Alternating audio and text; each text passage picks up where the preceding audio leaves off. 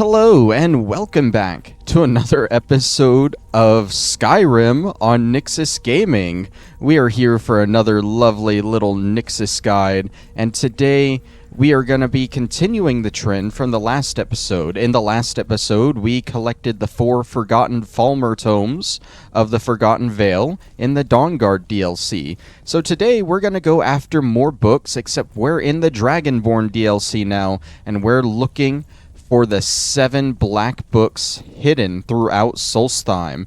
Now, these black books are very interesting. They were placed on Nirn by the Daedric Prince Hermaeus Mora, and act sort of like a gate to his own realm to oblivion, Apocrypha. When you pick one up and read it, you're instantly transported there, and you'll go through a mini dungeon of sorts to get to the end, and you will usually be presented with an option of 3 different effects or abilities. You can only have one active at a time, but you can always keep the book with you, reopen it, and change that effect or ability anytime you want. So we're going to be going after all 7 of them today. The first one that you are likely to come across if you are doing the main storyline of Dragonborn is going to be in the second quest when you dive down to the depths of the Temple of Miraak with Freya here.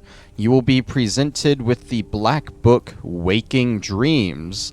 Now, as I said, these usually send you into a dungeon where you will have to go through and then get the ability at the end. This one's a little special. The first time you read it, you will be presented with basically a cutscene with the main antagonist, Miraak himself, and then it'll spit you back out. You can then reopen the book, and you can go through most of it, but you cannot get to the end until you're at the final quest of the Dragonborn quest line. So for now, we're just going to pick this bad boy up, and then we'll cut to the end of the quest line to see what the reward for this is. Little demonstration. There are texts in them, but you don't get a chance to read them because as soon as you do, it pulls you in to Apocrypha. The time comes soon. And there's Miraak. We don't care about him too much today. Let's cut to the end. Now, here at the end of the Dragonborn DLC, this would be just after you defeat Miraak and go through a long cutscene with Hermaeus Mora himself, which I have left out of the video because he talks so damn slow, and I really didn't want to watch it myself, so I'm going to be honest, this is on a different character that's already beaten the DLC. I had mentioned that most of these black books will give you a choice between 3 different abilities. This book is unique in another way because it does not give you a choice, nor does it give you an ability or effect. Instead, this one offers an alternative to the legendary system in Skyrim. Now, if you don't know what legendarying is, it's effectively a way to level up infinitely in the game. You get one of your skills to level 100 here, and then you can legendary it, and it will set the skill to 15. You can re-level it up, and you get all of those perk points to put into your other perks, which is really cool and all, and honestly it's the better option in my opinion. But say you don't have a skill at 100, this will work really well if you're leveling up your one-handed, but down the line you decide, hey, I don't want to do one-handed, I want to do archery instead. So what this does is you have to spend a dragon soul in order to do it, but you can go to any of the perks around here. We are actually going to use a combat perk because I don't think it would demonstrate as well. I'm looking for speech here. Now my speech skill is currently at 56, and you see I have a bunch of perks in it. But if I were to come here and I were to clear my speech perks with 1 dragon soul, I would regain 7 perk points, but I get to keep the levels in speech by doing this. So basically, it's a way to say, like, okay, well, I've leveled up my one-handed to 56. I don't want to level it up anymore, but I want those perks for something else, you know? You don't have to level it up all the way to 100 to get those perks back. You can now just spend a dragon soul here, get them back, and put them into archery or whatever alternate you want to do. So super simple and cool. I still think just legendarying your skills is probably the better option, but this is a nice alternative. So this was the Black Book Waking Dreams. You get it at the beginning of the Dragonborn questline pretty much, but you can't use the effect until the very end. There is one other book that you will come across during the main questline of Dragonborn, and we are going after that one next. About midway through the Dragonborn questline, you will embark on a journey through a Dwemer ruin with the Telvanni wizard Neloth in order to find a second Black Book that you need in order to learn a Word of Power and defeat Mirak. Now, originally, this Black Book, it is in the first room of the dungeon, but it's under like a little glass floor right here. And you got to go through, find these puzzle cubes, raise and lower the water level. It's actually a pretty cool little dungeon. I enjoy it, at least. But once that's all done, you'll return to this first room, press this button, and it'll come right out. This is the Black Book Epistolary Acumen. At the end of this book, you will be faced with another truly riveting conversation with Hermaeus Mora himself.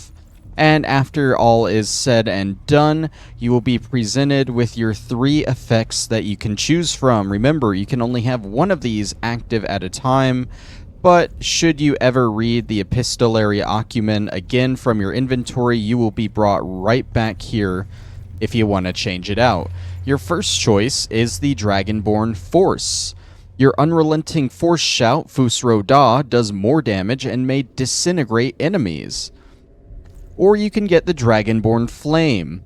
When your fire breath shout kills an enemy, a fireworm emerges from their corpse to fight for you for 60 seconds. And as a counterpart to that, you can get the Dragonborn Frost. Your frost breath shout encases foes in ice. So yeah, it basically comes down to which one of these 3 shouts do you use the most. I think I usually always go with the Dragonborn Flame, but Fusro Da is the main shout in the game. I can see a lot of people going for that. Anyways, let's go after the next book.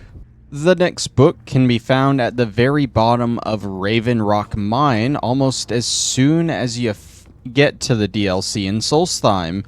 You will do a small side quest known as the Final Descent. As you come down here, there will be a dragon priest guarding it, but once you defeat him, you can come back here and claim your Black Book. This is the Winds of Change. This is a pretty short one to run through. I believe it's only one area. When you get to the end, you'll go ahead and read your Black Book. It'll complete the quest. Each of these has like a little quest that basically tells you to proceed through the Black Book. And then once you read it, you'll have your choice between the Scholar's Insight, Companion's Insight, or Lover's Insight. With the Scholar, reading skill books gives you an extra skill point. This is very good if you haven't really read any skill books during your entire playthrough. Now you can go back, read them, and you'll get that extra boost from them. The Companion's Insight, your attacks, shouts, and destruction spells do no damage to your followers. This is great for people like me that just don't care what they hit in combat. How many times did I kill Miko in my playthrough? Too many times. And we have the Lover's Insight. You do 10% more damage and get 10% better prices from people of the opposite sex, which I guess that's okay. It's 50-50 though. You're either going to get it from the females or the males. You can't get it from both. Let's move on to the next one. This next Black Book is in a dungeon that is very near and dear to the darkest part of my heart. This is in Kolbjorn Barrow, and I gotta tell you, this place has probably the most annoying quest in possibly the entire game. You come here, a guy's digging it out, you give him money, you go somewhere else, wait 3 days, come back, clear it out a little bit, you give him more money, you go somewhere else, wait 3 days, you come back, clear it out a little bit, you give him more money, and you do this like 4 or 5 times. I don't even know anymore. I've done this quest so many times for all these guides. Luckily, I was able to skip it this time. But anyways, When you finally get to the bottom and fight another dragon priest, you will find the black book, Filament and Filigree. Inside the book, though, is at least another short one. This is only one area you got to get through, and the main thing you got to worry about here is staying out of the darkness, or else you will take damage in it.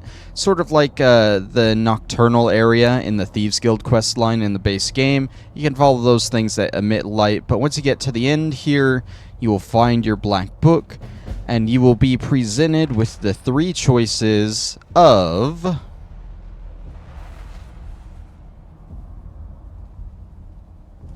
the Secret of Strength, the Secret of Arcana, or the Secret of Protection. With Strength, power attacks cost no stamina for 30 seconds. With Arcana, spells cost no magicka for 30 seconds. And with Secret of Protection, you take half damage for 30 seconds. Now, obviously, these three are more like spells. They aren't a constant thing. You will cast them, and then you'll get these effects for 30 seconds. And at that point, it just depends. Like, are you a tank build? Are you a damage build? Or are you a magic build? Whichever one you are, you probably want to go with that one. This next one is one of the more easier ones to obtain. It is owned by Neloth here in Tel Mithryn. Now, normally when you first come here, it's going to be behind this locked door here. You can see it sitting on this arcane enchanter right here. And in order to get the key, you're going to have to do the quest Reluctant Steward for Neloth. Now, in order to get this quest, you're going to have to come to Tel Mithryn once, talk to Verona, leave, come back, and you'll find that Verona is gone and Neloth is doing his usual complaining. He will then ask you to find him another steward. Do so, and he will give you the key to this room. And you can just walk up, and you can steal his black book. This is the Hidden Twilight. This book is a little bit longer to get through. There are 8 chapters in total. Each chapter is an area if you're just watching this and not actually playing along to see. But once you make it to the 8th and final chapter, you'll have your choice between Mora's Agony, Mora's Grasp, or Mora's Boon. With Agony, you can summon a field of writhing tentacles that poison foes. With the Grasp, you can freeze the target between Oblivion and Tamriel for 30 seconds, making them immune to all damage. Or with the Boon, you can fully restore your health, magicka, and stamina. All 3 of these are, of course, spells. I don't really see the point of Grasp unless you're trying to run away from something. So really, it's your choice. Do you want a damaging spell or a healing spell?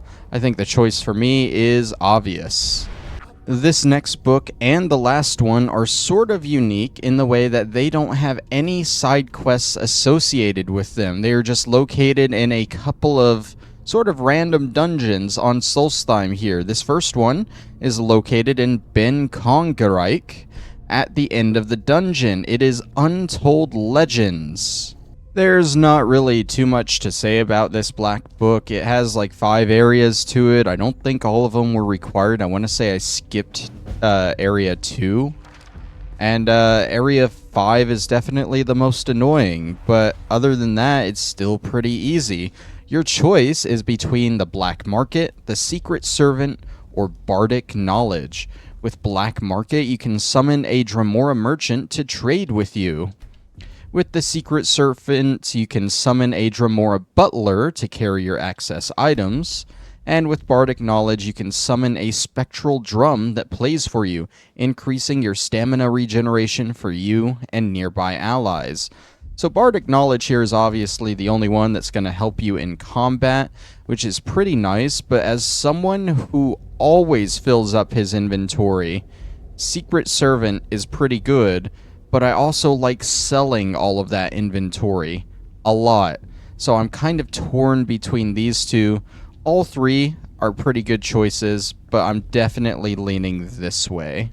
The final black book is located here in White Ridge Barrow at the very bottom. Again, just a random dungeon, no real side quest associated with it.